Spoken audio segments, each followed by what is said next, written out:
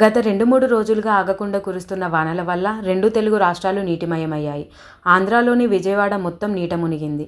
గత 20 సంవత్సరాలుగా ఎప్పుడూ నమోదవ్వనంత వర్షపాతం ఇప్పుడు విజయవాడలో నమోదైంది.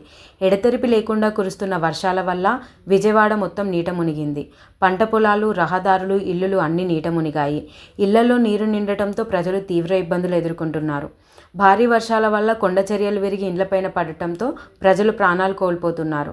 భారీ వరదల్లో ప్రజలు చిక్కుకుపోతున్నారు. కుండపోత వర్షాల వల్ల విజయవాడ మొత్తం అల్లకల్లోలమైంది. ఊహించని వరదల వల్ల ప్రజలు చాలా ఇబ్బందులు పడుతున్నారు. విజయవాడలోని వరద ప్రభావిత ప్రాంతాల్లో ఏపీ సీఎం చంద్రబాబు పరిశీలిస్తున్నారు. రోడ్లు అన్నీ పూర్తిగా నీట మునగడంతో ఆయన జేసీబీలో పర్యటిస్తున్నారు. మరోవైపు లోతట్టు ప్రాంతాల ప్రజలని పునరావాస కేంద్రాలకు తరలిస్తున్నారు. మంత్రి నారా లోకేష్ ఏర్పాటు చేసిన పునరావాస కేంద్రాలకు ప్రజలని తరలిస్తున్నారు. వారికి భోజన వసతులని కల్పిస్తున్నారు. వరదల్లో చిక్కుకుపోయిన వారికి డ్రోన్ల ద్వారా సహాయక చర్యలను పర్యవేక్షిస్తూ ముప్పు ప్రాంత బాధితులకు సహాయం కొనసాగిస్తున్నారు అధికారులు, ఎన్ఆర్డీఏ సిబ్బంది.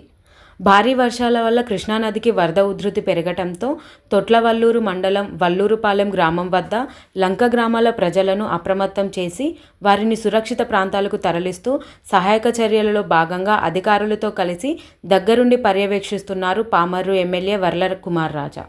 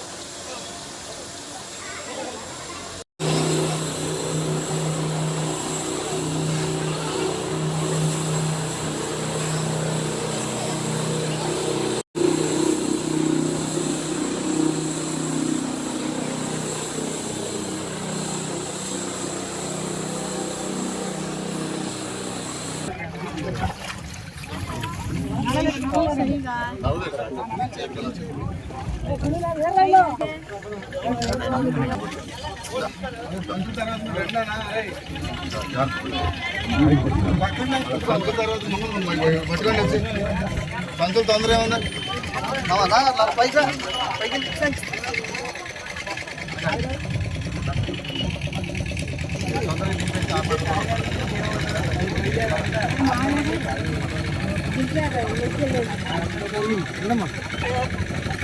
పట్టుకోండి వెళ్తారు దిగిన వాళ్ళు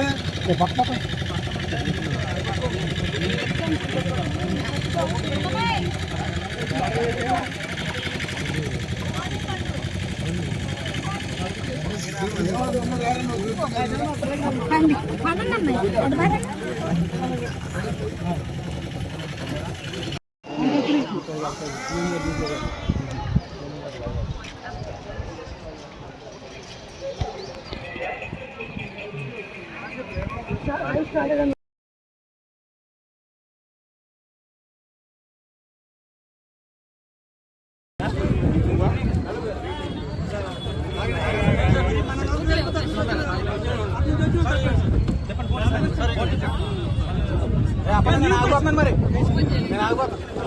మీరు అందరూ ఎక్కితే వచ్చి మేము ఉన్నాం కదండి పిల్లలు కదా సార్. అదే అదే తీసుకొచ్చాను పిల్లలు తీసుకొచ్చేది ఉండండి సార్ సపోర్ట్.